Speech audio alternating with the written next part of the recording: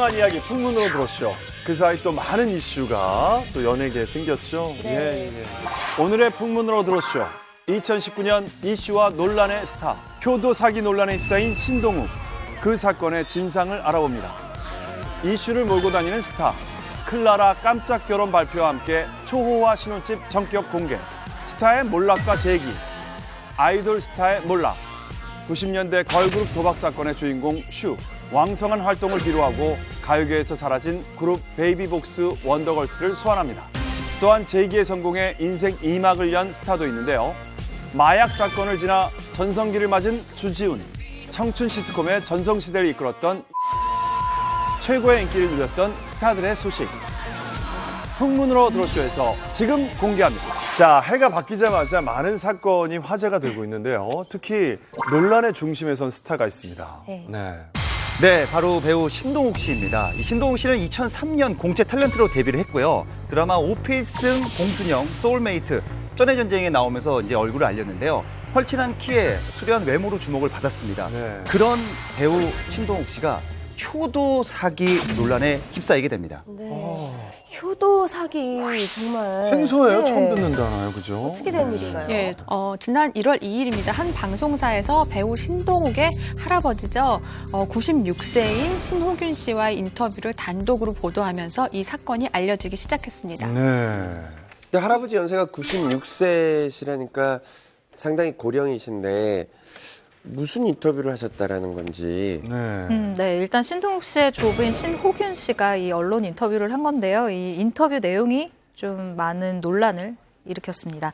효도를 전제로 내가 신동욱에게 집과 땅을 물려줬는데 이 효도를 약속한 손자가 연락을 끊는가 하면 2개월 안에 집에서 나가라는 통보를 했다라고 굉장히 괘씸한 마음을 드러낸 건데요. 물론 효도를 전제로 이렇게 집을 만약에 물려준 거라면 당연히 잘 해야겠죠. 근데 어떤 사정이 있는지 모르겠는데 왜 나가라고 했을까요? 일단 그 집이 할아버지 보고 나가라고 얘기한 그 집이 현재 신동욱 씨의 여자친구 명의로 되어 있어요. 일단 조부에게 퇴거 통보서를 보낸 사람이 신동욱 씨 본인이 아닌 여자친구다라는 이야기가 되는 거죠. 야, 복잡하네요. 아니 근데 할아버지의 집을 신동욱 씨가 받았는데 이게 왜 또 여자친구 명의로 돼 있는 거죠? 이게 결혼도 안 했는데 여자친구한테 이렇게 명의를 주는 경우도 꽤 있네요. 그러니까 양도한 거죠? 신동욱 씨가 받아가지고 양도한 거예요? 그 부분에 대해서 사실 사람들이 가장 의아해하고 있어요. 네. 결혼한 사이도 아닌데 그거에 대해서 나름의 이제 이유는 이렇게 얘기를 하고 있습니다. 이렇게 재산을 증여한 다음에 조부가 신동욱 씨의 연락이 뜸하거나 또 이게 자주 찾아오지 않을 때면 곧바로 넌 사기를 쳤다. 난 너에게 한 땡전 한 푼 준 적도 없다. 앞으로 연하게 생활을 못하게 하겠다라고선 계속 이런 폭언에 가까운 얘기들을 해왔다는 거죠. 할아버지가? 예. 또 조부인 신호균 씨가요, 신동욱 씨에게 접근 금지 신청을 내렸다고 해요. 이 과정에서 이제 신동욱 씨의 아버지가 다른 사람의 명의로 걸어 놓으면 할아버지가 소송을 걸 수 없을 것이다라고 얘기를 하면서 이제 여자친구의 명의로 바꿨다라고 이제 신동욱 씨는 주장을 하고 있는 것이죠. 근데 이게 굉장히 흔치 않은 일 같은데 저는 일단 궁금한 게 할아버님의 아드님, 그 신동욱 씨의 아버님한테 재산을 주신 게 아니라 왜 손자인 신동욱 씨한테 주신 거예요? 그러니까요. 네네. 저도 이게 굉장히 궁금해서 좀 알아봤는데 신동욱 씨가 이제 지난 5일 이제 직접 자신의 가정사를 밝히게 됩니다. 뭐 이런 내용이에요. 사실 이제 신동욱 씨의 이제 할아버지와 아버지는 오래전부터 부자관계 끊어진 사이라고 해요. 굉장히 사이가 안 좋아서 끊어졌다고 해요. 그리고 신동욱 씨도 이런 얘기를 합니다. 할아버지가 과거 아내, 아들, 손자 등 3대에 걸쳐 가정폭력, 폭언은 물론 끊임없는 소송을 진행하며 가족 구성원에게 깊은 상처를 줬다라고 이렇게 이유를 밝혔습니다. 근데 신동욱 씨는 이제 뭐 두산을 화해시키기 위해서 굉장히 노력을 많이 했는데 이게 쉽지 않았다고 해요. 그런 상황에서 신동욱 씨는 계속해서 조부하고 이제 인연이 계속 닿았고 그래서 이 재산을 손자에게 다 물려줬다 이렇게 돼 있습니다. 근데 사실 요즘 그런 말 있잖아요. 자식에게 미리 재산을 물려주게 되면 나중에 내가 어떤 얘기를 하고 싶어도 힘이 없어진다. 재산만큼은 꼭 손에 쥐고 있다가 나중에 내가 진짜 죽기 전에 그때 물려주거나 아니면 후에 이제 유산으로 남겨라 이런 얘기가 되게 많이 있거든요. 근데 할아버지는 왜 이런 재산을 미리 줄 생각을 했을까요? 이거에 대해서도 신동욱 씨가 입장을 밝혔는데요. 지난 2017년 11월 갑자기 할아버지가 손주를 찾는다는 얘기를 듣고 이천으로 급히 내려갔대요. 근데 이 자리에서 신동욱 씨가 손을 잡고 그런 말씀을 하셨다는 겁니다. 난 살 날이 얼마 안 남았다. 내가 장남이니 집안의 제사를 지내야 한다면서 대전에 1만 5천 평 땅을 신동욱 씨 손자가 받으라고 얘기를 했다는 겁니다. 하지만 신동욱 씨는 한 번에 받은 게 아니라 계속해서 거절을 했다고 해요. 조부는 제사를 지낼 사람한테 이 땅을 줄 것인데 네가 제사를 지내고 그리고 이 땅을 받아라라고 얘기를 해서 계속해서 제안을 했고 또 눈물로 부탁하는 이 할아버지의 마음을 신동욱 씨 입장에서는 계속해서 거절하기는 좀 어려우니 알겠다라고 한 입장이라고 합니다. 네, 실제로 신동욱 씨는요, 드라마 촬영 중일 때도 틈틈이 할아버지를 내려가서 보살핀 건 사실이에요. 실제로 그 과정에서 할아버지가 대전 땅에 이어서 이제 본인이 사시는 여주의 자택도 신동욱 씨에게 증여를 한 적이 있습니다. 만약에 네. 내 자식이든 아니면 네. 부모님이든 나뿐만이 아니라 다른 형제도 있는데 나 말고 다른 형제에게만 또 이제 법적으로 그렇게 안 되지만 그런 것들을 이렇게 나 빼놓고의 증여가 된다면 저는 안 받아요. 왜냐면 난 내 스스로의 삶을 개척할 수 있는 여자이기 때문에 굳이 내가 그거에 매달릴 이유도 없고 야. 안 준다면 말아요. 하지만 하지만 법적으로 굳이 주겠다는데 챙겨주는 정도는 받아야죠. 아니 이제 이러지 이제 부모님이 돌아가신 이후에 부모님이 자식끼리 소송하는 거 보면 마음이 아프실 거예요. 이제 돌아가신 후에는 할 수 있겠죠. 동생아 잘해라. 네. 김관현 씨가 또 얼마나 법적으로 많이 하시기 때문에 원래 고간 열쇠는 손에 꼭 쥐고 있어야 돼. 그럼요. 자식한테 주는 거 아니에요. 돈은요? 그럼요. 그래서 지금 아이들한테도 그렇게 아니죠. 이제 부모는 역할 자체가 아이들을 이렇게 키워주는 과정에서 쓰는 돈이잖아요. 그거에 대해서 아까워하진 않아요. 근데 이 아이가 성인이 돼서 어느 정도 자립하는데도 불구하고 계속 내 돈을 먹으면 그거는 부모가 잘못 가르치는 거예요. 손주가 할아버님을 정성스럽게 모셨고 또 할아버지는 그에 뭐 답해서 재산을 물려주는 아주 훈훈한 그런 일화가 될 수 있었을 텐데 이게 갑자기 사이가 틀어진 모습으로 지금 보이거든요. 이번에 네. 이 사건이 알려진 그 진짜 약간 가족 싸움이 얼마만큼 조금 심하게 벌어진 좀 알 수 있었는데 할아버지 측과 이제 손자 측이 팽팽하게 이것에 대해서 이제 얘기를 했는데요. 먼저 이제 할아버지 측이죠. 그 조부인 신호균 씨는 먼저 인터뷰를 했습니다. 신동욱 씨 측이 본인을 속이고 백지 서류를 가지고 와서 그냥 도장을 찍어달라고 해서 찍어줬더니 이렇게 됐다. 그러니까 한마디로 나는 아무것도 한 게 없다. 그러니까 그런 어떤 내용도 모르는 상태에서 백지 서류에 도장만 찍었다고 증언을 했고요. 이렇게 인터뷰를 했고 이것에 대해 이 보도가 나가자마자 신동욱 씨도 즉각 반발을 해요. 얘기를 어떻게 하냐면요. 부동산 땅을 증여할 때 혼자 가지 않았대요. 법무사가 동행을 했고 그리고 직접 할아버지가 동사무소까지 가서 같이 이제 모든 서류를 같이 처리했다. 근데 이 양쪽의 말을 들어보면요. 간단해요. 그냥 동사무소에서 뭐 CCTV나 네. 이런 걸 하거나 아마 주위에 증언자가 좀 필요할 것 같다는 생각이 좀 들었어요. 저는 이게 궁금해요. 증여세를 누가 내는지. 보통은 증여를 하는 주체가 많이 내요. 맞아요. 그러니까 할아버지가 만약에 자기는 이제 백지 난 도장만 찍었어 이러면 안 내셨을 확률이 많은데 그게 아니라면 아마도 내가 재산도 물려주고 증여세 요 정도 내가 내겠다라고 했을 확률이 굉장히 많다고 생각하거든요. 다 떠나서 이건요. 집안 문제, 100% 집안 문제라는 걸 전제를 해야 됩니다. 신동욱 씨가 유명인이 아니었으면 절대 밖으로 나올 얘기가 아니었는데 그렇죠. 일단 아버지, 작은아버지까지 나서서 이 조부와의 관계를 끊었다는 얘기를 하는 것도 안타깝고요. 작은 아버님도 이제 그러셨어요. 그렇죠. 그리고 반대로 또 조부 입장에서도 손자에게 이름을 거론하고 문제를 일으키면 손자의 이미지에 큰 타격이 입힐 걸 알면서도 이런 일을 했다는 거 참 이게 안타까운 부분이에요. 근데 결혼도 하는 여자친구에게 이렇게 줬다는 거. 그게 자꾸 연락이 오니까는 그렇게 할 수 있다라고 하지만은 그 다음 퇴거 명령은 전 이해가 안 돼요. 저도요. 예. 그러면 90대 된 할아버지는 가서 어디 살라는 거죠? 이 부분에 대한 해명이 안 돼 있고요. 저는 아까 퇴거 명령한 거는요, 전 약간 다르게 봤어요. 뭐냐면 그 여자친구가 보낸 거는 할아버지가 만약에 그러니까 신동욱 씨 주장처럼 어떤 협박이나 뭐 이런 게 있었더라면 경고의 메시지였다고 저는 생각해요. 퇴거 명령서가. 자꾸 이런 식으로 하면 퇴거를 시키겠습니다라는 어떤 거지 명확하게 퇴거해 이거라는 거는 좀 아닌 것 같고. 집이 크나요? 예? 집이 커요?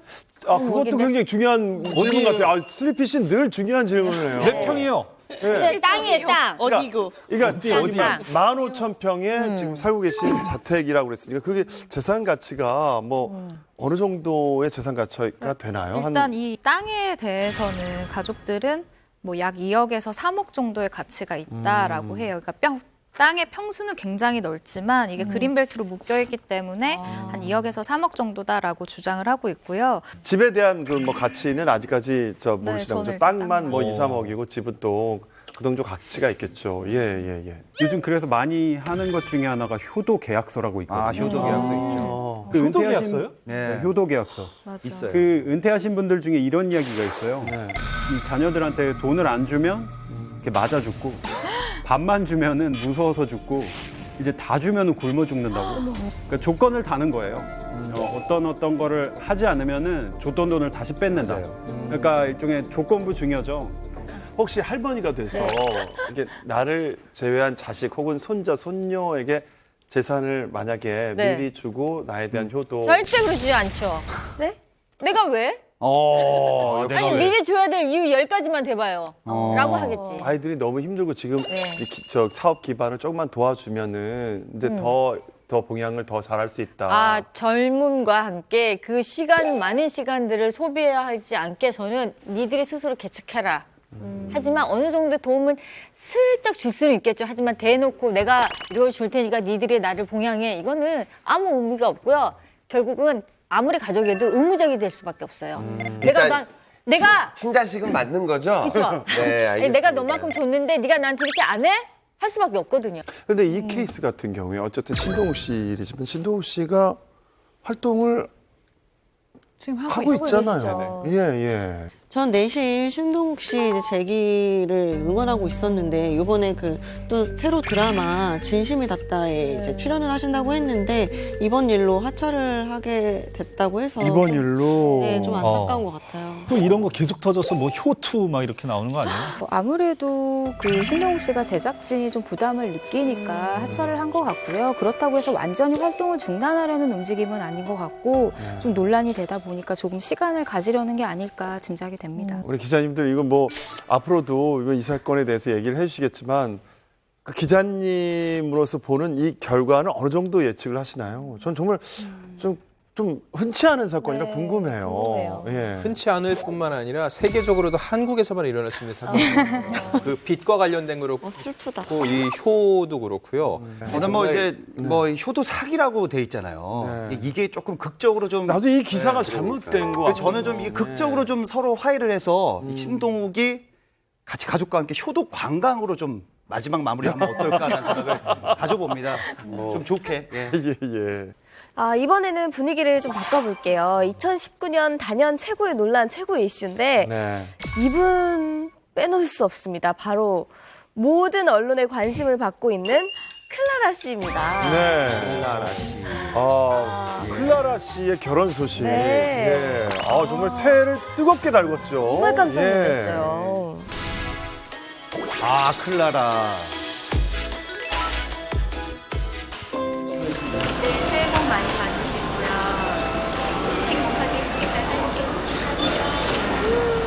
응원해주세요. 네. 여전히 아름다우시네요. 예. 네, 클라라 씨는요, 그 88 서울올림픽 때 주제곡 손에 손잡고를 불렀던 코리아나의 멤버 이모 씨의 딸인데요. 네. 지난 2004년 얼짱 포토 콘테스트 1위를 차지하면서 연예계 데뷔를 했고요. 2006년 드라마 투명인간 최장수에 출연하면서 활동을 시작을 했어요. 근데 클라라라는 이름을 활동한 후에 2013년에 프로야구 경기에서 말씀하셨던 그 시구 기억하실 거예요. 크롭티에 온몸에 착 달라붙는 줄무늬 레깅스로 그 사진 한 장으로 문 남성들의 마음을 흔들면서 갑자기 스타덤에 오르게 됐습니다. 네. 정말 파격적인 맞아요. 시구룩이었는데 근데 굉장히 잘 어울렸어요. 저 클라라 씨밖에 할 수 없는 것 같아요. 저는 뭐 그 이후에 근데 뭐 길거리에서도 이렇게 레깅스 입고 다니시는 분들 많이 봤는데요. 예. 화제는 모았지만요. 사실 야구 팬들 사이에서 적지 않은 비판도 받은 게요.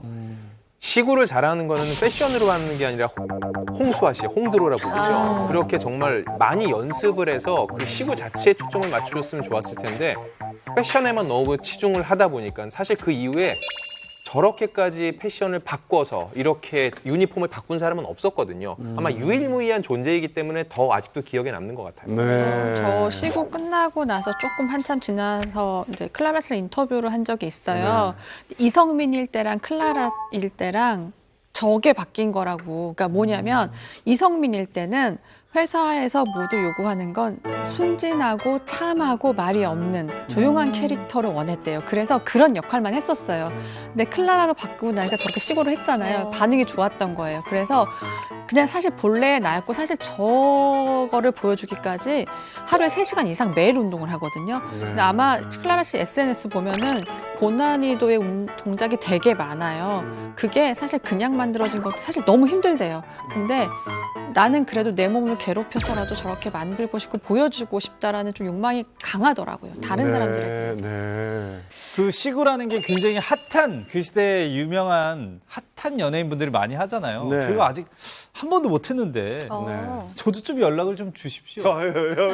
만약에 가게 된다면 어떤 옷을 입고 가실 거예요? 클라라 씨 옷을 한번.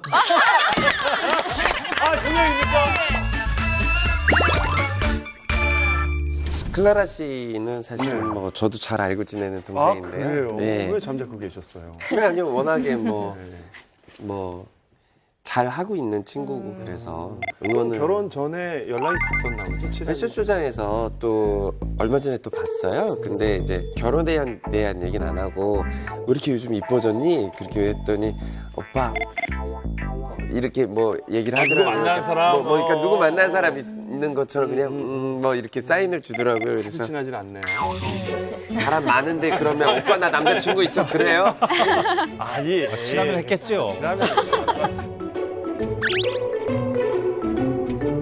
뭐 남성분들뿐만이 아니라 많은 분들이 클라라의 깜짝 결혼 때문에 많이 놀랬죠. 그러니까요. 갑자기? 조짐이 없었어요. 네, 무슨 예. 사귄다 이런 것도 없이 그냥 갑자기 이렇게 되니까 그리고 또 화제가 됐던 게 신혼집이 액수가 뭐 어마어마한 사이즈더라고요. 네, 맞습니다. 이 신혼집이 알려지자마자 정말 하루 종일 포터사이트를 장식하기도 했는데 네. 클라라 씨의 이 신혼집은 잠실에 위치한 L타워예요. 그래서 사람들이 당연히 가격을 알아본 거죠. 근데 이곳이 한 평에 1평에 1억입니다. 야, 그 네. 그래서 5평에서 어떻게 주무시려고?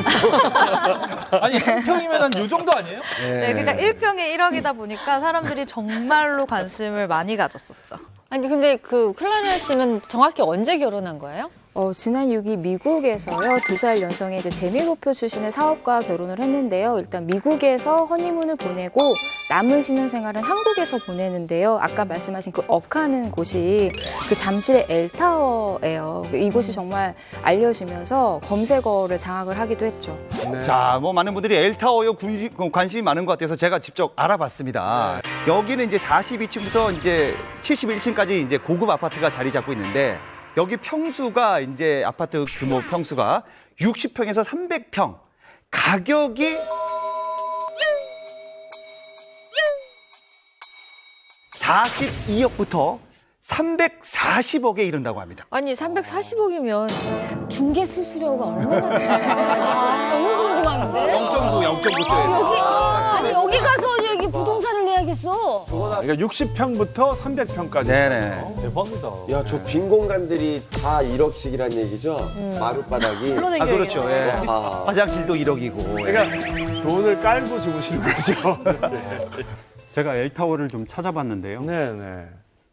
조인성 씨가 거기 집을 2채나 가지고 있다는 기사를 봤어요. 네, 조인성 씨가 김준수 씨랑 같은 44층의 두 채가 45억짜리 두 채라고 하는데요. 가족들을 위해서 보유하고 있는 것으로 알려졌고요.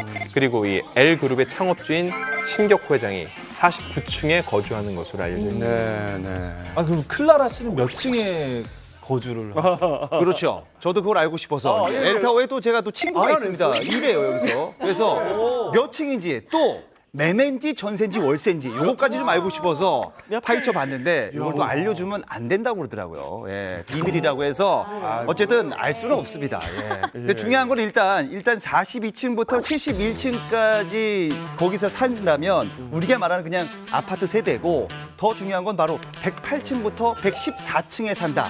이게 바로 프리미엄층인데 한 층을 다 써요 아파트가. 기본 200평에서 260평을 쓰시는 거예요. 어쨌든 클라라 씨가 그 위에 살면은 정말 대단한 거죠. 그리고 월세일 수도 있는 거예요 지금. 모릅니다 아무도. 그렇죠. 제가 한번 거기 엘타워에서 무슨 행사 때문에 가본 적이 있는데 그 화장실에 갔는데 화장실도 이렇게 유리로 돼 있더라고요. 거기는 이제 가정집이 아니라서 그러겠지만 네네.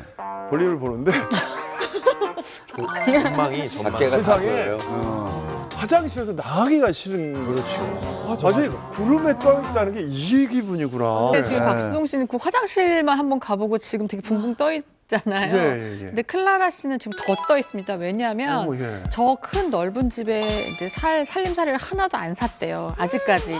그래서 내일 귀국을 하거든요. 그럼 네. 귀국하면 하자마자 뭘 하냐 그랬더니 예.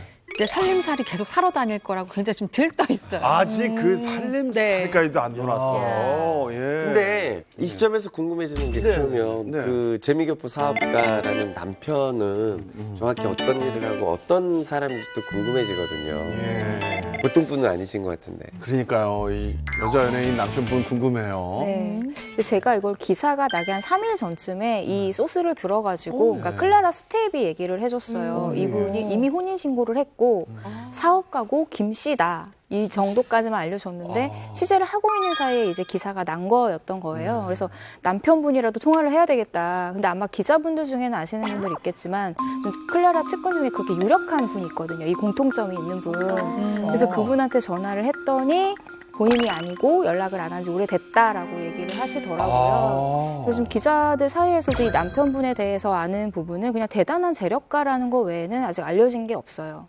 재미교포 사업가 결혼한 클라라 씨는 원래 뭐만 했다면 이슈가 되는 분이었잖아요. 근데 네. 제가 사실 클라라 씨를 질투한 적이 있었어요. 왜요? 한 7, 8년 전에 예. 영화 오디션이 있는데 일본 영화인데 한국인이 한 사람 필요한 거예요. 사극이었어요. 그래서 나도 그거 봤어.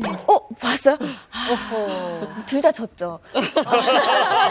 같이 오디션 봤었는데. 네, 맞아. 클라라가 됐었구나. 복장이 있었어요. 맞아. 복장이 처음에는 연기 오디션을 보고 그 두 번째 2차에서는 한복을 입고 오라는 미션이 있었어요. 예. 맞아. 저희는 당장 한복이 없으니까 대여하는 곳에서 열심히 빌려서 머리도 곱게 하고 갔죠. 연기 오디션을 봤는데 별 반응이 없는 거예요. 근데 일본 감독님이 이제 관계자분이 오셨는데 그러고 나서 뭔가 찝찝한데 어떤 여자분이 한 분 딱 걸어오는데 타이트한 원피스를 하얀색 원피스를 탁 입고 나타난 거예요. 아니 한복을 입고 오라고 했는데 예. 근데 그분이 클라라 씨였는데 예. 그분이 됐어요. 맞아. 아니 한복을 입고 오라 그랬는데 하얀 원피스를 입고 와가지고 그분이 됐으니 정말 아닙니까? 진짜 헬스장을 다닐 걸 차라리. 기억납니다. 그 올리고 아니 근데 우리 여성분들이 굉장히 클라라 씨의 자신이 입을 수 있으니까 입는 건데 그리고 자신이 난 저렇게 한복 입으라고 그랬지만 난 자연스럽게 내가 타이트한 거 입을래 그렇게 생각이 전환 한번 해보시지. 졌다고 생각하는 거예요. 졌어요 그래서. 네.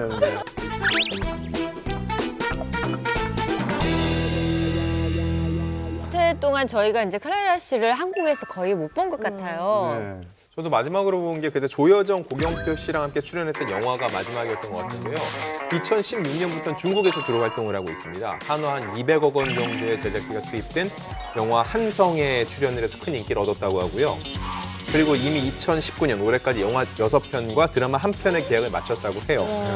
1월 말부터는 중국 SF 영화 우주행동이라는 곳에 또 합류한다고 하니까요. 중국 쪽에서도 열심히 활동하는 클라라 씨를 만나볼 수 있을 것 같습니다. 네, 중국 활동을 계속했었군요. 자, 어쨌든 그 클라라 씨가 이번에 대단한 재력가, 재미교포 사업가와 결혼을 했다는 소식에 이어서 다시 한번 생각이 나는 게 다른 여자 연예인들도 그런 결혼을 했던 분들이 또 있지 않습니까? 그럼요. 네, 지난 2007년에 한채영 씨가 재미교포 사업가 최모 씨와 결혼을 했는데요.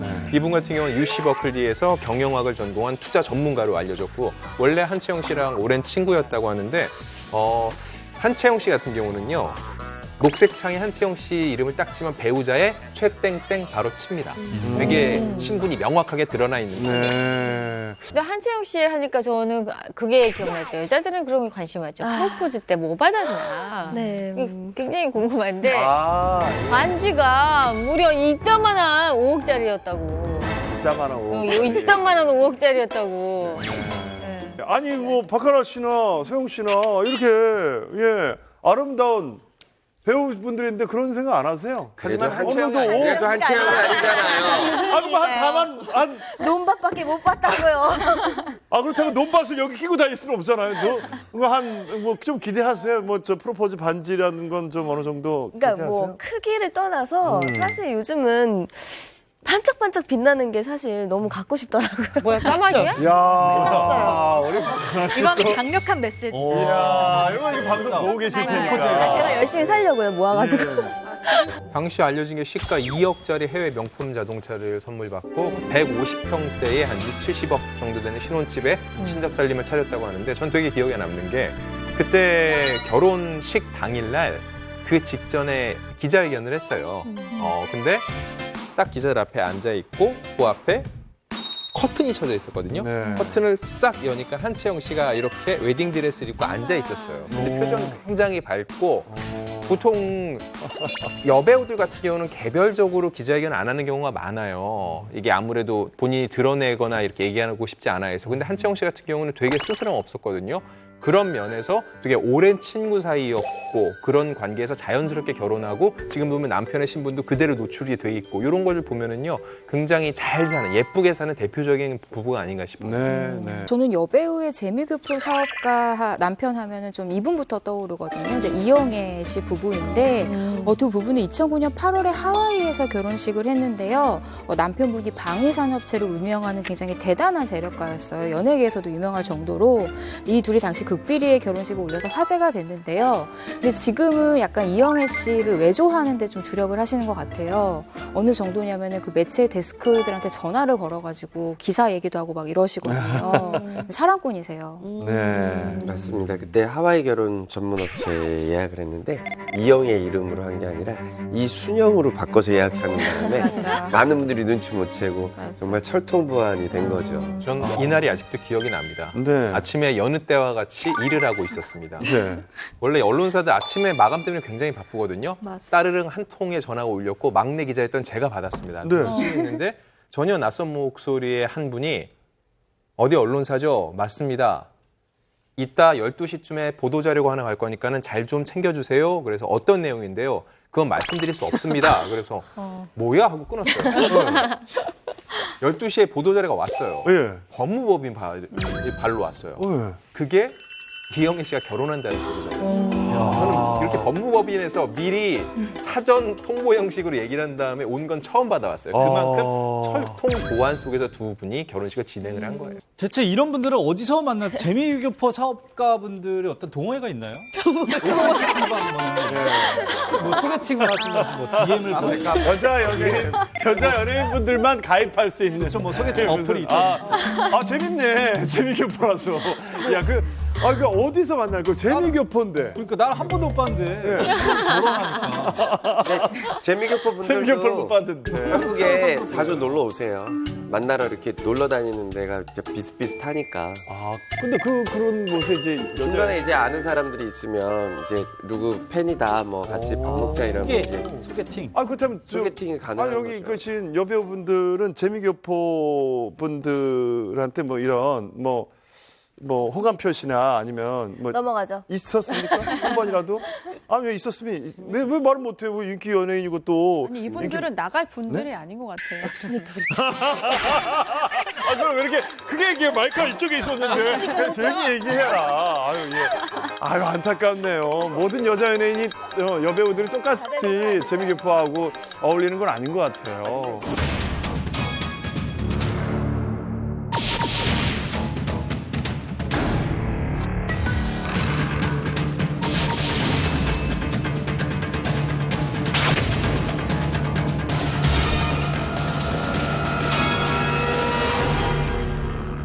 자, 이번에는 또 다른 논란의 중심에 선 스타 이야기를 해볼까 합니다. 1990년대 혜성같이 나타난 요정이 있죠. 바로 모두가 좋아했던 걸그룹 SES입니다. 아, SES. 저는 학창 시절 때 SES 때문에 TV를 안 봤어요. 왜요? 봐야 되는 거 아니에요? 너무 계속 보고 싶어서. 빠질까봐. 너무 예뻐서. 그리고 그때 그 인기 많았던 때가 제가 이제 막 이제 한참 공부하던 시절이어가지고 그때 빠졌으면 제가 오늘 여기 못 나왔죠. 공부의 신 될 뻔하다가 못된 많죠. 분들 많았을 거예요. 네, 맞습니다. 많은 수험생들을 괴롭혔던 SES는요, 정말 걸그룹의 시초라고 볼 수가 있는데요. 97년부터 2002년까지 활동하면서 퍼포먼스, 비주얼, 음악 다 좋은 평가를 받았었는데 SES의 특징은 이렇게 데뷔부터 해체까지 특별한 잡음이 없었다라는 점이에요. 유진 씨가 멤버들끼리 정말 친자매나 다름없다라고 얘기를 하잖아요. 해체 후에도 좋은 관계를 유지했었던 이렇게 좋은 걸그룹의 사례를 좀 보여준 케이스였던 것 같아요. 네. 최근에는 90년대를 풍미했던 1세대 아이돌들이 다시 주목을 좀 받고 있어요. 네. 그래서 이번 사건이 더욱더 안타까운 것 사건 같습니다. 사고가 많아요. 네네. SES 출신의 슈 씨의 이제 도박 연루 사건이 알려져서 충격을 줬었죠. 네. 네, 그렇습니다. 논란은 지난해 8월에 시작이 됐는데요. 한 매체 기사에서부터 시작이 됐습니다. 1990년대 걸그룹 출신 연예인이 서울 광진구 한 호텔 카지노에서 지인 2명에게 도박 자금 명목으로 각각 3억 5천만 원과 2억 5천만 원을 빌리고 갚지 않아 사기 혐의로 고소를 당했다라는 굉장히 충격적인 내용이었죠. 그때 한참 사람들이 이렇게 댓글로 이 90년대 걸그룹 출신 이 여자 가수가 누군지 계속 이렇게 댓글로 서로 뭐라고 네, 추측을 많이 맞아요. 했었었죠. 네. 기사가 난 다음에 신분이 꽤 빨리 밝혀졌거든요. 네. 서울 광진구 한 호텔 카지노에서 도박을 했다고 그랬잖아요. 내국인들은 못 국내 들어가죠. 카지노 못 들어가죠. 예. 결국은 해외파란 얘기였고 네. 사실 90년대 걸그룹이 참 많아요. 그때는 걸그룹 전성시대였어요. 네. 그러다 보니까는 대표적으로 미국 쪽, 괌 쪽에서 살았었던 유진 씨, 일본 쪽에서 활동했던 슈 씨의 이름이 자연스럽게 올라왔고 유진 씨의 이름이 검색어에 먼저 올라왔어요. 그러다 보니까는 유진 씨 쪽에서 더 이게 아니라고 적극적으로 해명을 했죠. 그러면서 슈 씨가 되게 빨리 신분이 드러난 그런 사건이었어요. 그렇군요. 예. 아무래도 이제 외국 그 국적 출신이야지만 들어갈 수 있는 네. 카지노니까. 예. 뭐 슈 씨 같은 경우는 요정 이미지에서 그다음에 쌍둥이 엄마로서 대중들에게 정말 사랑을 받았는데 네. 도박 사건에 연루되면서 많은 충격을 줬지 않습니까? 그리고 지난 12월 31일 두 번째 별거설에 이제 논란에 휩싸이게 되죠. 슈 씨는 2010년에 농구 선수 임효성 씨와 결혼을 했는데 같은 해에 또 아들을 출산을 했어요. 그리고 2013년도에 너무너무 귀여운 쌍둥이 딸들을 얻었죠. 그래서 너무 예쁜 아이들과 그리고 듬직한 남편, 늘 밝고 화목한 가정으로 참 많은 사람들의 부러움을 샀었는데 하지만 이 도박 사건 이후에 한 차례 남편과 별거설이 돌았습니다. 하지만 남편 임 씨는 돈보다 사람이 먼저다라고 이야기를 하면서 슈 씨를 감쌌고 별거는 절대 아니다라고 부인을 한 상태였죠. 네, 저도 뭐 SES 팬이고 또 육아 예능 또 되게 즐겨봤었는데 너무 안타깝고 궁금한 게 이제 그때 해외 도박 사건은 마무리가 잘 된 건지. 네. 이게 좀 애매한 게요. 검찰이 일단 슈에게 사기와 국내 도박죄에 대해서는 무혐의를 내렸어요. 근데 상습 도박죄 혐의로는 불구속 기소를 했거든요. 그러니까 빌린 돈을 갚지 않은 것과 국내 도박에 있어서는 무혐의 처분을 했는데 해외에서 상습적으로 도박을 한 것에 대해서는 죄를 묻겠다라는 것이죠. 검찰에 따르면은 슈 씨 같은 경우는 2016년 8월부터 2018년 5월까지 이 마카오 등 해외에서 수차례 이 도박을 한 혐의로 상습 도박 혐의가 있는데 이 금액이 무려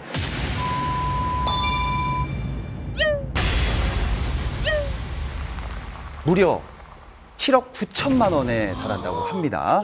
거의 그 8억 원에 가까운 금액인데 이 금액 좀 어마어마한 것 같아요. 근데 제가 알기로는 그 라스베가스나 마카오 같은 곳은 카지노가 합법이라고 알고 있는데 아닌가요? 근데 맞아요. 왜 처벌을 받는 건지. 유흥으로 즐기는 건 문제가 되지 않습니다. 네. 여기에 총 3가지 법이 적용이 돼요. 첫 번째가 이제 형법에 의해서 보면은요, 도박을 하면은 처벌을 받을 수 있는데 일시오락 정도는 처벌하지 않아요. 네. 그런데 상습성이 더해졌다, 규모가 커지고 이게 7억 9천을 한 번에 찍은 게 아니라 누적이거든요. 이렇게 상습성이 있으면은 형법으로 처벌을 받고 또 하나 중요한 거는 외환거래법 위반입니다. 맞아. 다들 해외 나가보셨죠? 거기에 쓰잖아요. 외화 얼마. 만불 이상 이상 가지고 못 나가시는 신고하라. 들어올 때도 마찬가지고. 그게 뭐냐면은 분명히 그 이상 본인이 근데 신고 안 한다고 해요. 대부분 사람들이 그 돈을 가지고 나가지도 않고. 근데 나가서 쓴 돈은 수억 원이에요. 이 얘기는 뭐예요? 이 사람이 실제적으로 더 많은 외환을 밀반출했을 의혹이 있다는 거죠. 그래서 도박죄에 걸린 사람들은 대부분 외환거래법 위반 혐의도 적용이 되고요. 수 씨가 사실은 너무 어려운 얘기를 했구나. 예, 아기 낳고 행복하게 사는 예. 엄마의 모습을 보여줬었잖아요. 저도 아이 하나 키우면서도 가끔은 쌍둥이 나왔으면 어쩔 뻔했어. 너무 힘들었을 건데 이런 얘기를 많이 하거든요. 그래서 안쓰럽기도 하고 안타깝기도 하고 그러네요. 그러면 슈 씨가 그 육아 스트레스 이런 것들도 혹시 뭐 이 도박에 빠진 이유가 될까요? 일단 본인의 주장은 그래요. 일단 슈 씨가 한 다큐멘터리에 출연을 했을 때 육아로 스트레스가 많다라고 하면서 눈물을 흘렸었던 장면이 굉장히 화제가 됐었거든요. 그런데 마카오에서 이렇게 도박을 해서 자신이 이렇게 잘못을 했던 것이 육아 스트레스에 시달린 지쳤던 엄마의 단발성 실수라고 해명을 하기도 했습니다. 자, 일단 슈 씨가 실수하고 잘못을 했지만 그 다음 활동이 궁금한데 복귀가 가능할까요? 복귀를 한 연예인들은 자기만의 컨텐츠가 있는 사람들이에요. 그러니까 일을 정말 프로페셔널하게 잘 하고 있다가 불미스럽게 사생활이 불거진 것이지. 근데 슈 같은 경우는 일단 SES가 재결합되기는 했지만 약간 복고라는 그 반짝 열풍에 탑승한 것이었고 또 예능 프로그램에도 출연하긴 했지만 자녀 때문에 출연했던 거였잖아요. 그러니까 본인의 예능 기반이 아니었기 때문에 복귀는 좀 어려울 것으로 전망이 됩니다. 아, 그래요.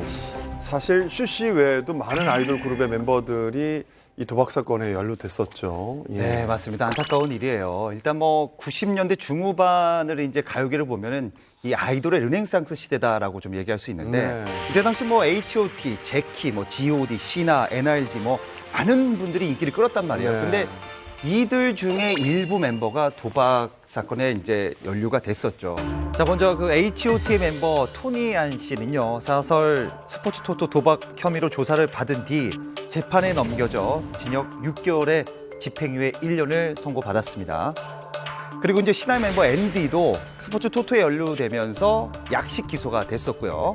자, 그리고 신화의 멤버죠. 이제 메인 보컬 신혜성 씨도 지난 2007년 7월부터 2008년 4월까지 마카오 카지노에서 1억 4천여만 원의 상당의 도박을 한 혐의로 벌금형을 선고받았고요.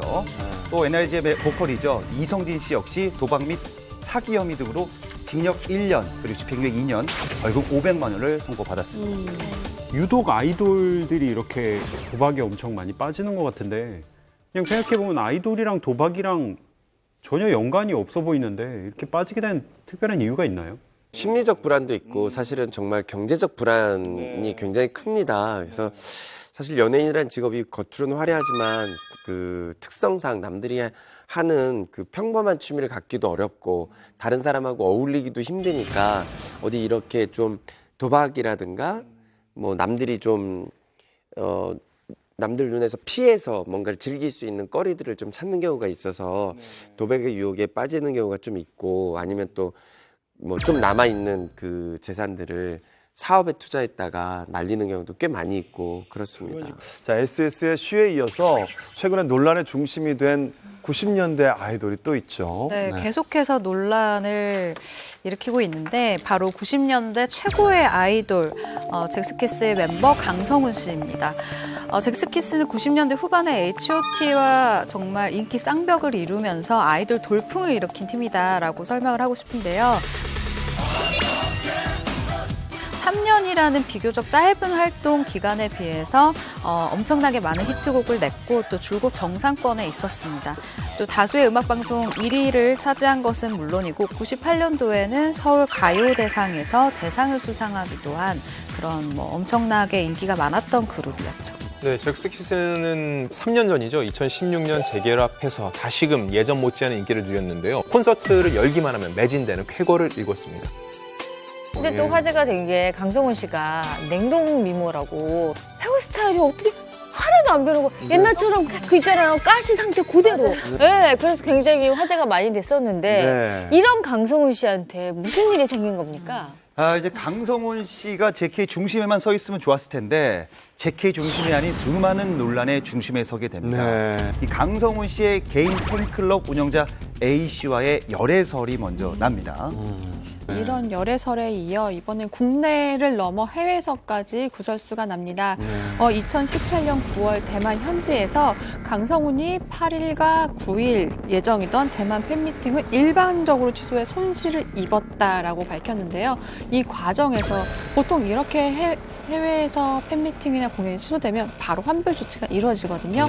이게 제대로 이루어지지 않았던 거예요. 그래서 사기 혐의까지 휘말리게 됐습니다. 그래요.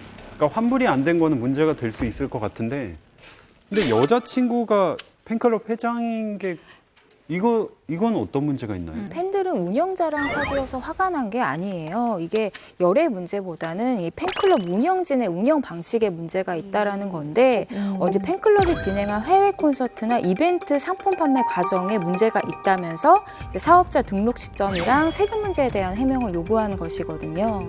네, 특히 지난해 4월 같은 경우에는 이 팬클럽 측에서 강성훈의 데뷔 20주년 영상회를 하겠다라고 대대적으로 공고를 했었어요. 그리고 이 영상회를 통해서 얻어지는 수익금은 잭스키스의 이름으로 기부를 하겠다라고 얘기를 했거든요. 그러면서 모금을 진행을 했는데 이 모금된 금액을 기부를 한 게 아니라 모두 일단 사용을 했고 정산 내용이 불분명하다라고 팬클럽에서 지적을 하고 나섰습니다. 그래요. 이걸 증거로요. 팬 70여 명이 지난 11월에 강성훈이랑 팬클럽 운영자를요. 사기와 횡령 혐의로 고소를 했어요.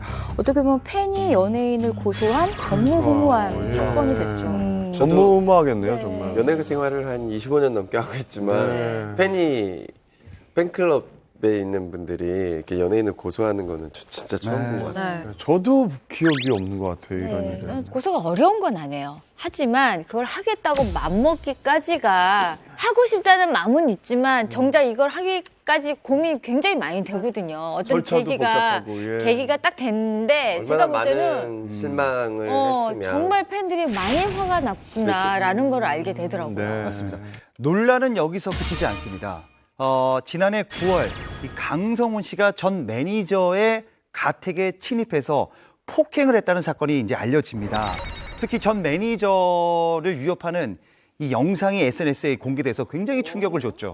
매니저를 통해서 자기도 어떻게 된 일인지 해결을 위한 자초지종을 알고 싶어서 찾아갔던 것이다라는 것이 강성훈 씨의 주장이었습니다. 그래요. 사건 이후에 콘서트에는 참여를 했나요? 일단 못했죠. 논란이 되니까 소속사에서는 제키 콘서트에서 강성훈 씨가 불참한다고 밝혔고요. 5명이 아닌 4명으로 치러졌습니다. 메인 보컬이거든요. 그렇기 때문에 사실 어려운 점이 많았음에도 불구하고 4명이 콘서트를 마쳤습니다. 최근 강성훈 씨는 어떻게 지내고 계신가요? 네, 강성훈 씨는 지난 1일 팬카페에 자신의 입장을 밝혔는데요.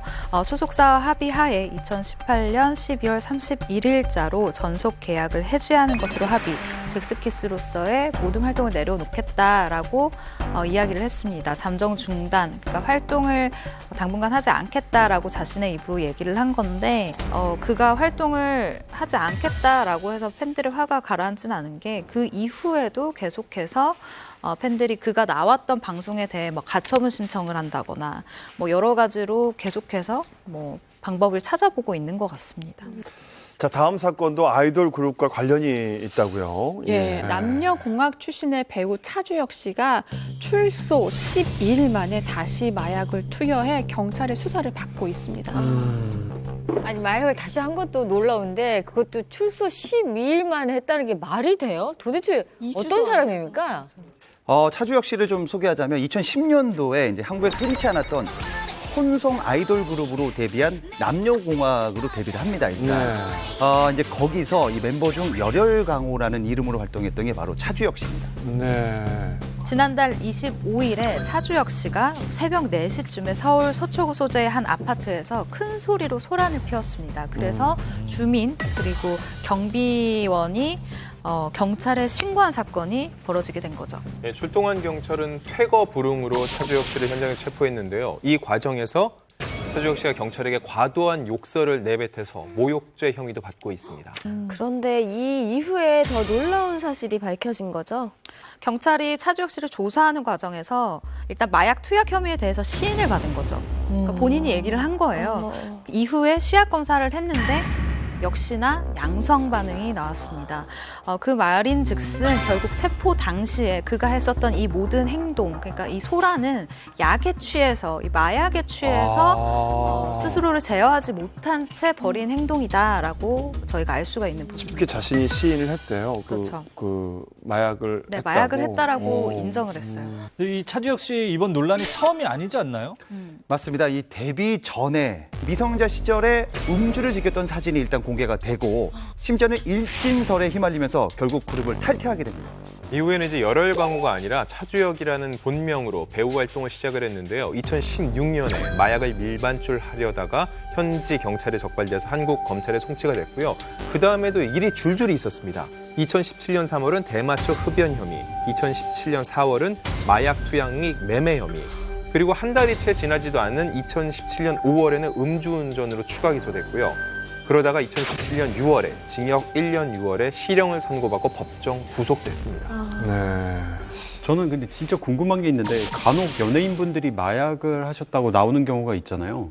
근데 연예인분들은 밖에 다니는 것도 되게 흔치 않은 일인데 어떻게 마약을 어디서 구하는 거죠? 주변에 학부모 중에 뭐 물론 자기의 자식은 그렇지 않다고 하지만 해외 유학 보냈을 경우에 그런 마약이나 이런 거에 접할 확률이 굉장히 높대요. 그래서 해외 유학 그 아이들 일반인들도 많이 그런 데 노출이 돼 있다는 거죠. 해서도 안 되고 관심도 가져서도 안 되는데 뭐 계속해서 반복해서 이런 일이 나오니까 차주혁 씨가 반성을 어떻게 했나요? 예. 네, 2017년 9월에요. 항소심 공판에서 차주혁 씨가 눈물로 옵소를 한 적이 있어요. 스스로 사랑을 못 받았다는 생각을 하면서 마약에 의지하게 됐다. 앞으로 정직하게 살고 싶은 마음뿐이다. 죄를 지을 수 있는 환경을 애초에 멀리하도록 노력하겠다면서 정말 눈물을 펑펑 쏟았거든요. 근데 이러한 다짐이 물거품에 불과했던 것이죠. 자숙을 해야 되거든요. 그리고 SNS 같은 데다 이제 읍소하는 모습을 좀 많이 보여줘야 되는데 이 차주혁 씨는 이 기소 중임에도 불구하고 SNS 자기 일상을 공개합니다. 어떤 일상이냐면 한 클럽에서 자신이 디제잉하는 모습을 올려요. 그리고 유흥가에서 이제 술을 먹고 뭐 이런 모습도 사진을 거제를 합니다. 그래서 많은 이 대중들이 저건 악어의 눈물이다라고 지적을 하게 되는 거죠. 제 생각에는 연예인 생활이 문제가 아니라 지금 빨리 마약 중독 치료를 받으셔야 될 것 같아요. 맞아요. 네.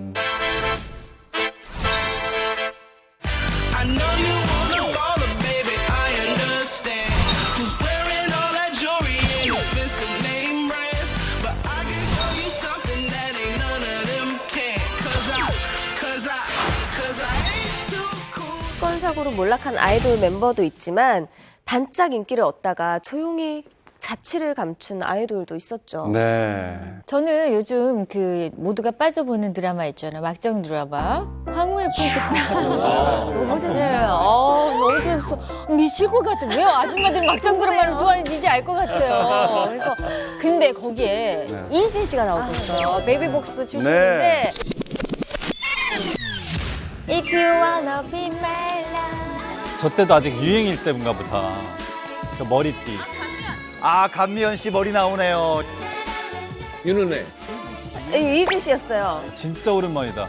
베이비복스 하면 당대 최고의 걸그룹 중에 하나였잖아요. 인기가 정말 장난이 아니었는데 근데 갑자기 사라졌어요, 베이비복스가.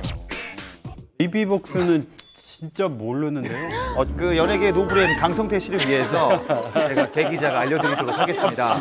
베이비복스는 뭐 SES 핑크보다 선배예요 일단. 그리고 한류 최초의 걸그룹이다 저는 이렇게 표현하고 있습니다. 자 그리고 김희지, 이진, 심은진, 감미연, 윤은혜로 구성된 5인조 걸그룹이고 97년도에 한국에 이제 스파이스 걸스라는 타이틀로 데뷔를 했는데 처음 앨범은 그렇게 잘 되지가 않았어요. 왜냐하면 그때 당시 시대가 여성 가수가 무리지어 나오는 게 조금 신기했었고 그리고 열악한 소속사 환경 그리고 가사가 약간 사회를 질책하는 가사를 담아갖고 당시에 인기가 그렇게 많지는 않았어요. 일집은. 네, 이런 과정에서 초창기 멤버 3명이 탈퇴를 하게 됩니다. 이후 2집 앨범을 냈는데요. 야야야 그리고 체인지 등의 노래가 대박이 났어요. 이 노래들 덕분에 신인 가수상까지 받게 되는 그런 굉장히 롤러코스터 같은 그런 가수의 인생을 걷게 되는데 문제는 2집 활동 종료 후에 멤버 중 한 명이 구설수로 탈퇴를 하게 되고 또 새 멤버로 윤은혜 씨가 영입이 되면서 우리가 아는 바로 그 베이비복스가 탄생을 하게 된 거죠. 그러다 3집부터 본격적으로 인기가 대폭발을 합니다. 1999년 여름인데요. 당시 여성 그룹 하면은 SES도 그렇고 핑클도 그렇고 기본적으로 좀 청순하고 깔끔하고 깨끗한 이미지를 많이 강조를 했는데 섹시하고 파워풀한 이미지를 가진 걸그룹으로서 차별화를 둡니다. 그래서 인기곡을 보면은 Get Up도 있었고 Get up, get up, get up, get up, get up, get up. 표정만 그렇게 하지 말아주세요. 킬러. 아시죠? 차갑게 떠오르는 그 노래 있었죠. 네, 그리고 그 후 이제 우연이나 나 어떻게 이런 곡들을 계속 발표하면서 1990년대 말부터 2000년대 초반까지 가요계를 주름 잡았던 대표적인 걸그룹이 됐습니다. 네, 이후 베이비복스의 인기는 한국뿐만이 아니라 해외까지 뻗어가는데요. 99년 중국 진출에 일단 크게 성공을 하고요. 2003년 5월에는요, 중국 방송에서 1위를 차지를 합니다. 특히 2002년에는 한국 가수 처음으로 태국에 진출을 하고요. 이어 일본하고 베트남, 몽골, 홍콩에도 진출을 하면서 동아시아를 대표하는 걸그룹으로 성장하게 됩니다. 그래요. 저도 정말 존경하는 선배님들인데 그렇게 잘 나가던 베이비복스가 왜 갑자기 해체를 하게 된 건가요? 회사의 계약 기간이 좀 다 달랐거든요. 맨 처음에 그 멤버 심은진 씨를 재계약을 하지 못했어요. 그리고 윤은혜도 재계약을 하지 않겠다라고 약간 밝혀지면서 멤버들 간에 이거 분명히 사이가 안 좋을 거다, 불화설이 있을 거다라는 게 제기가 됐어요. 심은진 씨가 그 당시에 절대 불화설은 없다, 우린 되게 친하다라고 밝혔지만 결국에는 해체되고 맙니다. 그렇지만 이들이 절대 불화설이 있지는 않았어요. 불화설 때문에 해체된 건 아니었어요. 지금도 보면 같이 무슨 때에 같이 만나고 SNS에 사진을 공개하는 멤버들이 베이비복스예요. 그래요. 그룹이라는 게 또 아이돌분들이 또 사람이 많다 보니까 또 의견 차이가 있고 뭐 성격 차이가 있어가지고 조금 해체까지 가는 분들도 굉장히 많고 혹시 유소영 씨는 갑자기 좀 왜 해체가 됐는지. 저희 해체된 적 없어요. 저희 해체된 적 없어요. 애프터스쿨 지금 존재하고 있습니다. 스쿨 졸업과 입학 제도가 있어요. 그래서 멤버가 계속 바뀌어요. 불안은 없었고요. 항상 말씀드리지만 불안은 없어요. 뭐 여학교라든지 남학교 다 뭐 싸우고 화해하고 사이좋게 지내고 하는 거잖아요. 사람 사는데 다 똑같잖아요. 제가 알기로는 저희 그룹만 유난 떠지 않았다는 것만 맞아요. 왜냐하면 이제 그 애프터스쿨은 걸그룹계 해병대거든요. 한 분이 잡아주는 분이 있어요. 공기가 좀 있었죠. 저는 아무 말도 안 했습니다.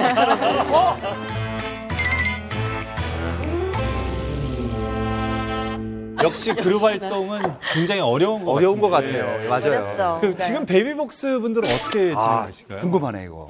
일단 감미연 씨는 뮤지컬 배우로 인생 제2막을 열었고요. 그리고 이희진 씨는 방금도 언급이 됐었지만요. 드라마 배우로서 정말 기존 배우들 못지않은 연기력을 계속 선보이고 있습니다. 그리고 윤은혜 씨는 한동안 이제 공백기를 갔다가 최근에 드라마로 복귀를 했는데 사실 그렇게 성적이 좋진 않았는데 윤은혜 씨는 사실 베이비복스 멤버 중에서 가장 높은 자리까지 올라갔었잖아요. 근데 중국에서 이거 표절 논란이 일어난 이후에 본인이 해명 시기를 좀 놓쳤어요. 그것 때문에 아직까지도 좀 반대 여론이 많은 편이고요.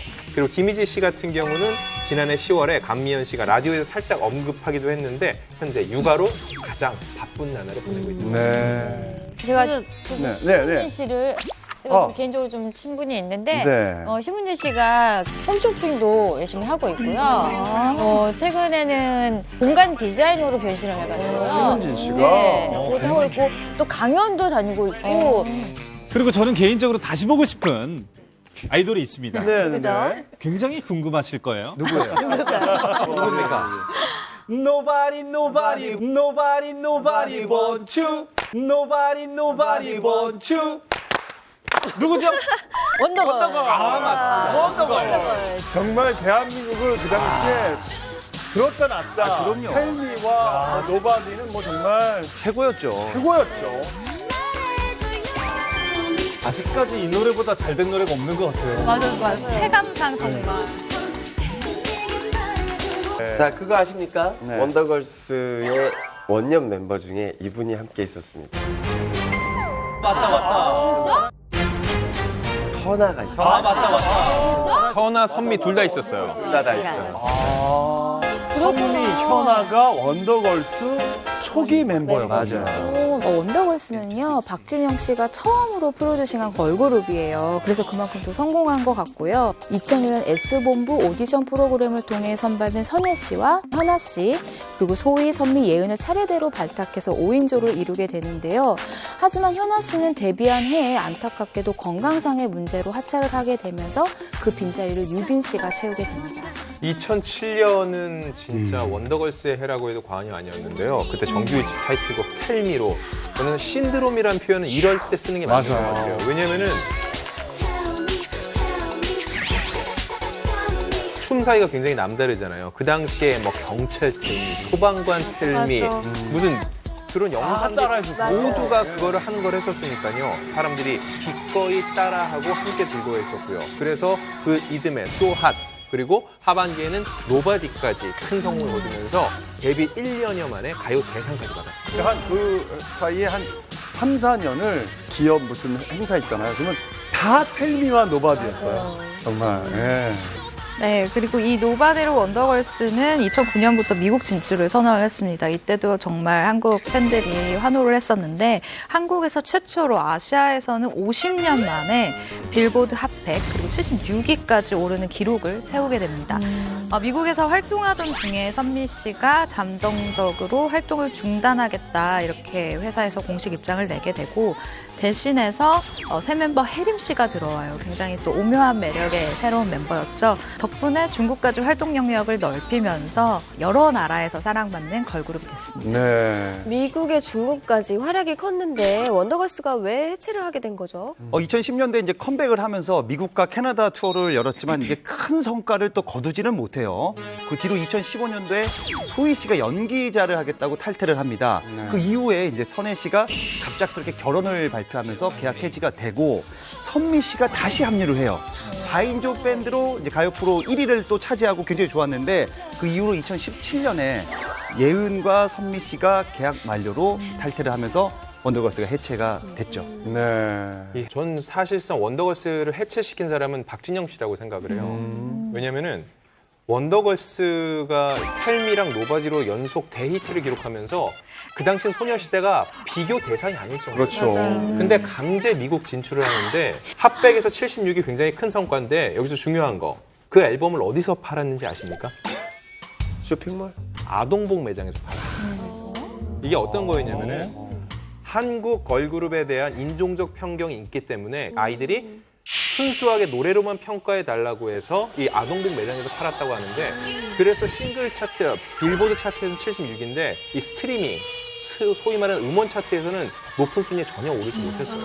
게다가 이 조나스 브라더스라는 그런 그룹을 따라다니면서 오프닝 무대라든지 그런 걸 했거든요. 미국 시장을 전혀 모른 거예요. 미국 시장 같은 경우는요. 내가 잘한다, 내가 잘났다, 나 이만한 사람이다 해서 사람들이 우러러 보는데 가서 낮은 자세로 계속 이러고 있으니까 그들은 더 낮게 본 거예요. 결과적으로 볼 때는 나중에 원더걸스 멤버들이 그때에 대해서 그 마음고생이 되게 심했던 걸 얘기를 했고 눈물을 흘리면서 잠들었던 기억이 있는데 그래서 제가 너무 어리고 그래서 좀 너무 외롭고 그랬었나 봐요. 그래서 많이 힘들었었는데 이런 게 누적돼서 돌아와 보니까 이미 그들이 차지했던 자리는 전부 다 소녀시대의 차지가 됐습니다. 그 사실 뭐 미국 진출을 성공한 그룹이나 뭐 동아시아에서 성공한 그룹들이 원더걸스에 어느 정도 디딤돌이 됐죠. 예. 네. 왜냐면 그 시작을 해낸 건 사실이거든요. 네. 근데 그 멤버들 입장에서는 굉장한 마음고생을 했을 거야. 네, 맞아요. 근데 제가 이제 보니까 생각보다 멤버들 교체가 꽤 있었네요, 여기. 그렇죠. 근데 예. 그 멤버분들이 지금도 다 이렇게 활동을 하고 계신 거죠? 네, 선예 씨를 제외한 모든 모든 멤버가 지금 활동을 하고 있습니다. 선예 씨 같은 경우에 지금 셋째 임신 중이고요. 어떤 혜림 씨도 얼마 전에 연기자로 변신을 해서 근황을 알렸고요. 예은 씨 같은 경우는 이제 핫벨트라는 예명으로 활동을 하고 계시고 또 JYP에 몸담고 있는 유빈 씨도 가수로서 지금 열심히 활동하고 있습니다. 네. 그리고 이제 원더걸스에서 이분이 가장 잘 되고 있잖아 생각이 듭니다. 여자 솔로 이제 가수의 계보를 잇고 있는 뭐 김한선, 엄정화, 이효리, 그다음 선미이지 않을까 생각합니다. 24시간이 모자라, 보름달, 가시나 등 엄청난 퍼포먼스로 현재 최고의 자리에 있지 않나 생각됩니다. 네. 그래도 원더걸스 멤버들은 다들 각자의 자리에서 활동을 이어가고 있는 것 같아서 참 보기 좋네요. 네. 가끔씩 이렇게 멤버 하나하나의 개인 활동을 보면서 예전에 그 원더걸스의 화려했던 시절이 항상 그리워지고 네. 저들도 한 번쯤 다시 뭉쳐서 노바디 텔미 같은 거를 한 번 좀 더 내줬으면 좋겠다라는 욕심도 있어요. 그럼요. 팬으로서. 예. 대중의 뇌리에서 사라진 아이돌이 많다는 것 자체가 이게 사실은 좀 씁쓸해요. 예. 제 생각에는 좀 이제 아이돌분들이 이제 성공의 반열에 오르면 이제 더 이상 목표 의식이 없어지니까 더 이상 뭐 1위를 뭐 계속하면 이제 더 이상 이룰 게 없다 이렇게 생각해서 뭐 그만 두지 않을까라는 생각도 해봐요. 아이돌들의 평균 수명이 7년 정도라고 그러니까요. 그러더라고요. 근데 그걸 좀 예. 알아보니까 이 7년이 이 대중문화연예인 그 표준 전속 계약서가 7년을 넘지 못하게 규정이 되어 있어요. 그래서 계약이 끝나면서 대부분 그렇게 해체한 곳들이 굉장히 많더라고요. 제가 생각할 땐 아이돌은 실력이 아니기 때문인 것 같아요. 이게 무슨 얘기냐면요.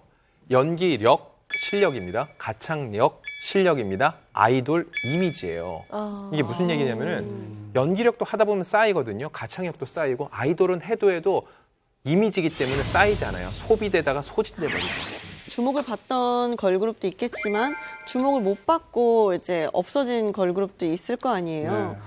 그들 모두 같은 마음일 것 같아요. 그러니까 없어질 때 내 의지와 상관없이 없어지고 그럼 난 앞으로 어떻게 뭘 하고 살아야 되지? 난 여기에다 다 매진을 했었는데 라는 생각에 그 나중에 그 뭐라 그러죠?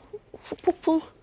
네, 좀 약간 정신적으로 조금 많이 힘들 것 같아요. 그래서 많이 안타깝더라고요. 네.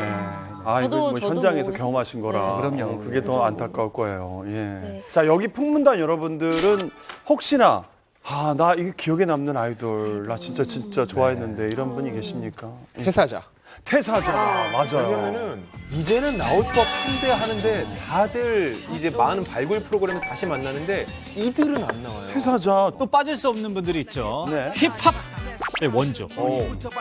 핫 뜨거 뜨거 핫 뜨거 뜨거 핫 원타임. 한 시간. 이거는 지금까지도 이 아줌마 감성으로도 약속해만 나오면 바로 실기속으로 올라가지 않겠습니까? 그럼 지금 다른 핑크 멤버들은 뭐 하고 지내고 있나요? 네. 옥주현 씨 뭐 뮤지컬 하시고요. 송윤 씨 시집 가셨고 이효리 씨는요, 다들 궁금해하세요. 속일댁에서 속일리에 사람들이 너무 많이 찾아와서 그 집을 방송사에 팔고서는 근처로 이사 갔다. 서울로 다시 왔다는 얘기가 있는데 아주 최근 근황이 전해졌습니다. 예. 궁금하다. 지난주에 아이유 씨의 제주도 콘서트에 이효리 씨가 부부가 같이 참석했어요. 그래요. 그래서 있네. 느낀 게 뭐냐? 이효리 씨는 여전히 제주도에 있다. 추억의 아이돌 이야기를 하다 보니까 시간 가는 줄 모르겠어요. 우리도 팬이라서 팬심해서. 못다한 아이돌이 너무 많네요. 그러니까요. 네. 예. 자, 이번에 분위기를 바꿔서 재기의 성공에 제2의 인생을 사는 스타들을 살펴볼까 합니다. 네. 재기하면 또 이분 아닙니까? 주지훈 씨. 아하. 제 신과 함께 그 보고 제가 팬이 됐잖아요. 너무 멋있어. 네, 재기의 아이콘으로 불리는 스타죠. 바로 배우 주지훈 씨인데 2006년 드라마 궁으로 정말 엄청난 인기를 얻었습니다. 그리고 데뷔 후에 승승장구하고 있다가 사건이 2009년에 터지게 됩니다. 2009년 마약 투약 혐의로 불기소 기소가 되면서 징역 6개월에 집행유예 1년을 선고받았습니다. 결국 이제 불구속 기소된 다음에 입대를 선택을 했는데 돌아온 후에 그래도 주지훈 씨가 워낙 일본 쪽에서 한류 스타로 유명하고 각광받았기 때문에 바로 영화 나는 왕이로 소이다로 컴백을 합니다. 이게 왕자와 거지 컨셉이거든요. 근데 그 시기에 너무나 비슷한 소재의 영화가 개봉이 됐는데 그게 바로 광해의 왕이 된 남자예요. 그거는 1200만 대박이 났지만 이 영화는 사실상 흥행에 실패하면서 이것저것 활동을 했지만은 별다른 그렇게 큰 빛을 보지 못했습니다. 네. 지금은 어마어마한 인기를 누리고 계시잖아요. 네, 바로 영화 신과 함께 시리즈가 정말 빵 터지면서 쌍천만 배우가 됐죠. 그리고 지난해죠. 영화 암수살인으로 한국 영화 제작가 협회상에 나무주연상이 영예를 안았습니다. 그거야 행님이 수작했을 거 아니야? 야, 이게 네가 살인범이라는 건 날인이고 인정이다. 그래서 주지훈 씨는요, 제가 볼 때는 대한민국 남자 배우들 중에서 눈빛 연기로는 세 손가락 안에 드는 것 같아요. 굉장히 그 강렬한 눈빛으로 보면은 멜로, 액션, 스릴러 모든 장르를 소화하고 있거든요. 근데 주지훈 씨의 이 영화가 조금 연기폭이 넓어진 게 영화 아수라부터 시작이었어요. 굉장히 강렬한 조연이었거든요. 근데 주지훈 씨 그런 얘기를 했어요. 그 전까지는 영화계 아는 사람들도 없고 늘 힘들었대요. 좀 모델 활동을 하다가 연기를 하다 보니까 너무 힘들었는데 이 주변에 많은 형님들 있잖아요. 형님들 덕분에 내가 자연스럽게 적응도 할 수 있었고 신나게 할 수 있었다라고 얘기하더라고요. 그리고 이러한 인기를 바탕으로 주지훈 씨가 10년 만에요. 드디어 CF를 찍었어요. 그래요. 사실 주지훈 씨를 제가 볼 때 그 청룡영화제에서 핑크색 정장을 입었어요. 그리고 나와서 능청스럽게 이렇게 농담하고.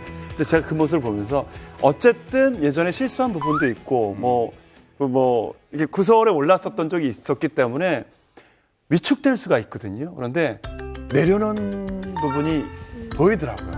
운도 있었기 때문에 그 위기를 넘겼겠지만 자신이 노력하고 재능도 있는 친구이기 때문에 앞으로의 활약이 기대가 됩니다. 저는 주지훈 씨가 멀리 본다면 예능 쪽도 생각을 하고 있어요.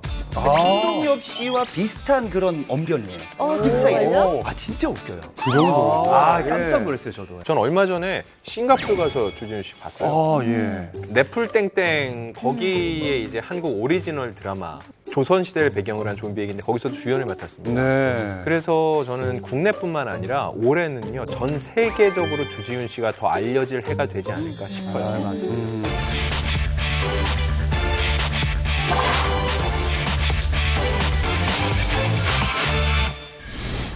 자, 이곳은 말이죠. 90년대 최고의 배우가 살고 있는 집에 왔습니다. 누군지 궁금하시죠? 지금 공개합니다.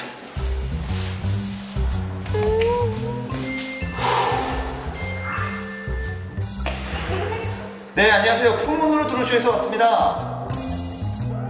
네. 나오십니다. 네.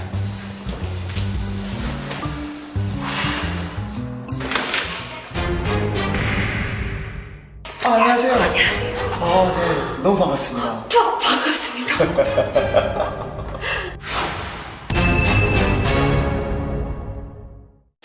나오십니다. 네.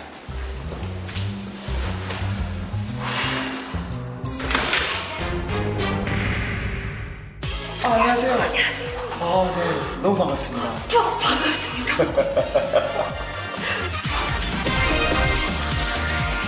자, 오늘은 말이죠. 90년대 최고의 인기를 끌었던 정말 탑이었습니다. 이정 씨 모셔봤습니다. 네, 안녕하세요. 이정입니다. 풍문으로 들으시오. 여러분, 반갑습니다.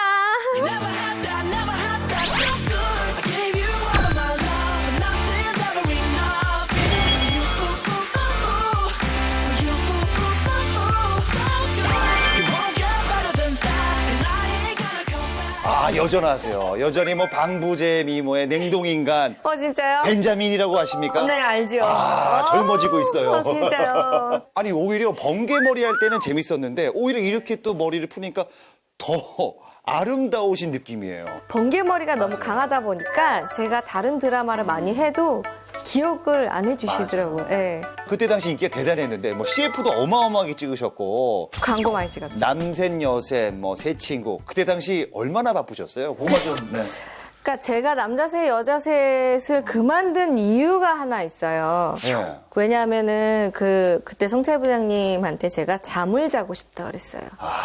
왜냐하면 남자셋 하면서 FM 데이트 라디오 생방 해야 되죠. 수홍이 오빠 기쁜 일 토요일도 해야 되죠. 짜인에도 가야 되죠. 그 와중에 웬 시골 양감이 갑자기 떠가지고 음반을 하게 돼가지고요. 이거, 그러니까 예. 여러 가지로 너무 겹쳐있는 스케줄이 이제 체력이 다 돼서 너무 잠이 자고 싶었어요. 지금 그때 함께 했던 분들이 네. 지금 대부분 다 스타가 됐단 말이에요. 그렇죠.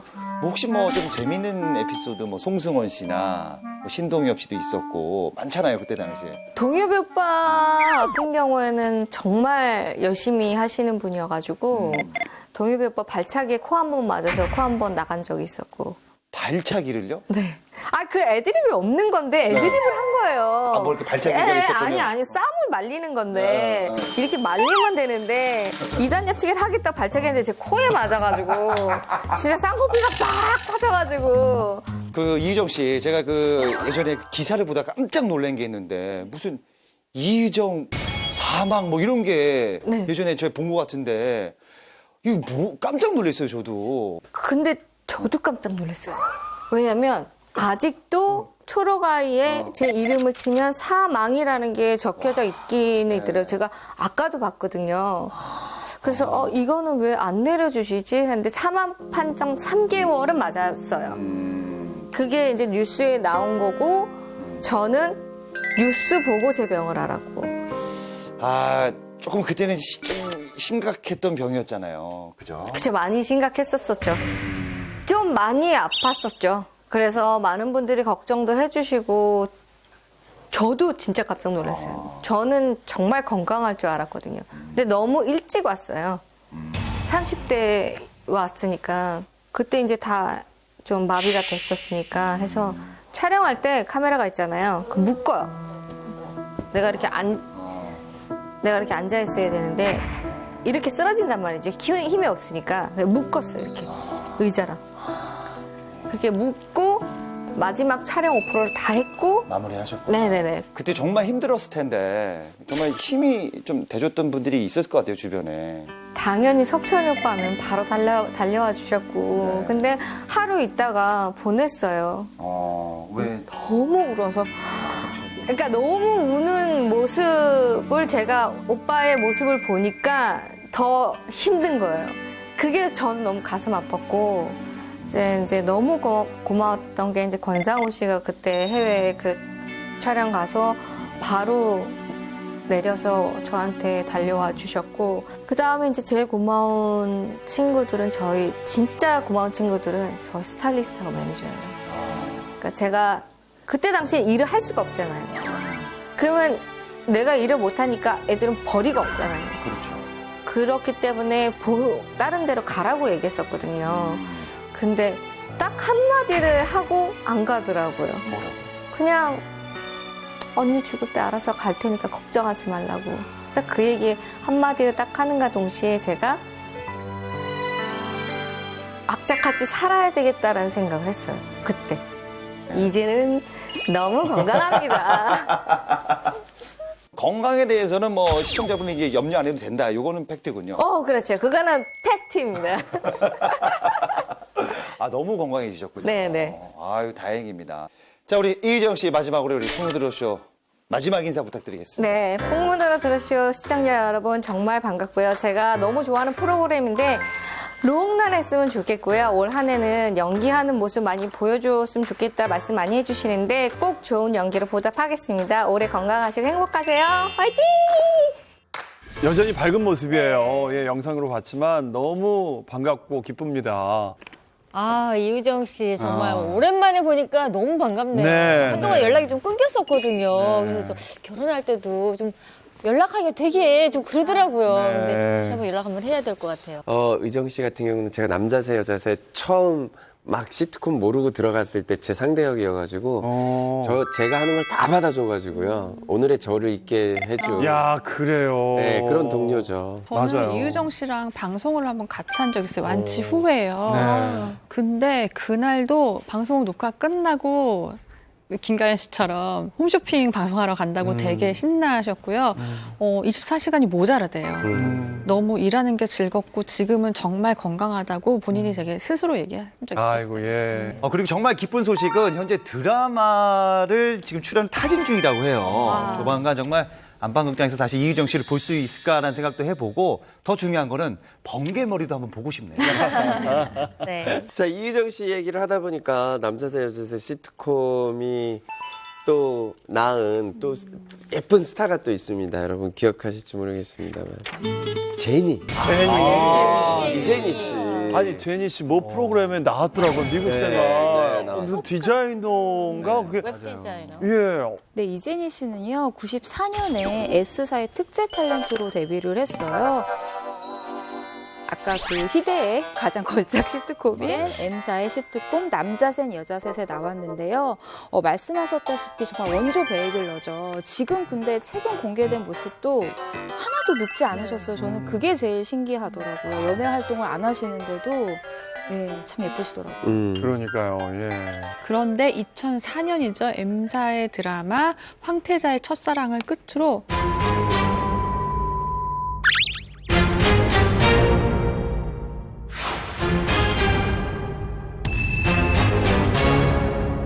그런데 2004년이죠. M사의 드라마 황태자의 첫사랑을 끝으로 잠정 연예계 은퇴처럼 비춰지기도 했습니다. 네. 사실 이제니 씨에 대해서 너무나 많이 궁금해들 했었고 기자들도 많이 취재를 했었는데요. 그냥 미국에서만 머무르고 있다. 아니면은 앞으로 한국에서 활동할 계획이 없다라는 좀 내용이 많아서 뭐 볼 수가 없었었죠. 네.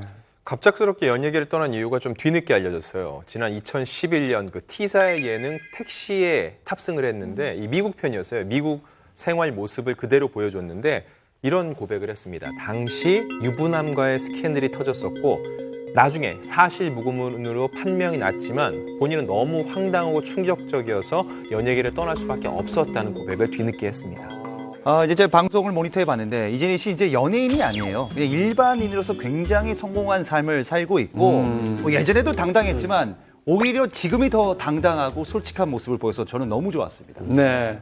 자, 어쩌다 보니까 오늘은 저희 시트콤에 출연했던 그러니까요. 과거 스타들을 소환하게 되는데요. 네. 이분 또한 이제니 씨와 또 쌍벽을 이루는 베이글녀로 유명했었습니다. 정양 씨. 정양 씨. 정양 씨. 네, 정양. 네, 특히 남성분들이 정말 많이 기억을 하실 것 같은데 저도 이 앞서 두 분을 소개하다 보니 정양 씨가 떠올랐어요. 정양 씨는 한 의류회사에서 주최한 모델 선발 대회에서 무려 대상을 받으면서 아주 화려하게 연예계에 발을 디디게 됩니다. 그리고 정식 데뷔라고 할 수 있는 것은 2000년도 M사에서 시트콤이죠. 새 친구를 통해서였는데 간호사 역으로 데뷔를 했어요. 처음에는 대사 몇 마디가 안 되는 아주 작은 역이었지만 회를 거듭할수록 그녀의 비중이 굉장히 높아졌고 시청자들도 그녀가 나올 때마다 굉장히 반가워했었던 기억이 나요. 네, 뭐 정양 씨는 이제 새 친구 출연 이후로 어마어마한 러브콜을 받습니다. 뭐 연애 오락골에서 계속해서 러브콜을 받는데 하지만 당시 그녀의 소속사에서는 가수를 좀 만들려고 가수를 데뷔 준비 중이었다고 해요. 본인의 의지와 상관없이 이미 음반사와 계약까지 끝냈었다고 합니다. 네, 결국 2001년에 정양은 시클로 멤버의 보컬로 활동을 하게 되는데요. 나름 인기도 누렸어요. 근데 활동이 끝날 무렵에 하필 문제가 생기게 됩니다. 네. 온라인을 통해서요, 정양이 노래를 부르지 않았다라는 립싱크 논란이 생긴 건데요. 이 노래를 부른 사람이 정양이 아니라 가수 지망생이라는 의혹이 제기가 된 거예요. 근데 또 엎친 데 덮친 격으로 정양이 같은 그룹 멤버의 남자분과 이제 사귀고 있다라는 의혹까지 돌면서 이제 인기가 빨리 사그라들었죠. 진짜 기억이 나는 것 같아요. 그때 립싱크 뭐 사건이 일어났다고 해가지고 저도 이제 주의 깊게 봤던 기억이 나네요. 네. 굉장히 특이한 사건이었는데요. 결국 소속사랑 음반 기획사가 기자회견을 자청을 했는데 여기서 폭로를 합니다. 어떤 폭로였냐면요.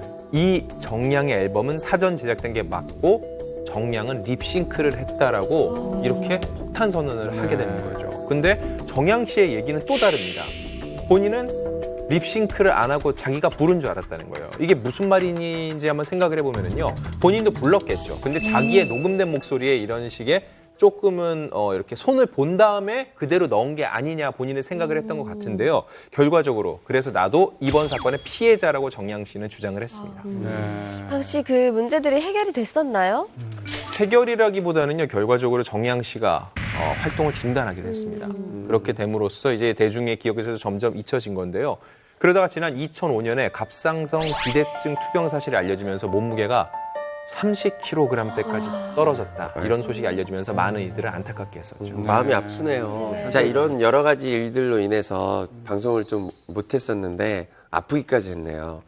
어쨌든 최근에는 출산 소식, 기쁜 소식이 있어서 너무 반가웠는데. 네, 정양 씨는요, 복귀 대신 출산 소식을 우리에게 알렸습니다. 네. 일단 2012년이죠. 호주에서 극비리의 결혼식을 올리게 됩니다. 그 해에 아들을 낳았고요. 그리고 이듬해에도 아들을 또 출산을 했습니다. 두 아이의 부모가 됐는데요. 지난해 12월에는 이번엔 딸을 출산한 사실을 알렸어요. 드디어. 연예계 다둥이맘 대열에 합류했습니다. 근데 다시 연예계에 복귀할 생각은 없는 것 같죠? 아이가 셋이면. 아니에요. 사실 결혼 후에 복귀 계획이 있었대요. 아, 진짜요? 근데 연이어 두 아들들 키워보신 분이 여기 없으시지만 사실 활동을 한다는 거는 거의 불가능할 거고요. 게다가 이제 셋째를 출산한 지 얼마 안 됐으니까 요 시기 잘 지나고 나면은요. 사실 다둥이 요즘 예능계에서 굉장히 희소성 있는 아이들이거든요. 충분히 복귀를 기다려 볼 만할 것 같습니다. 오늘은 스타의 몰락과 재기에 대해 얘기를 나눠봤는데요. 네, 무엇보다도 많은 인기를 누렸던 스타들이 한순간에 자취를 감췄다는 게 참 아쉬운 시간이었습니다. 네. 자, 풍문으로 쇼는 다음 주에도 더욱 핫한 이야기로 찾아뵙겠습니다. 여러분, 고맙습니다. 고맙습니다. We'll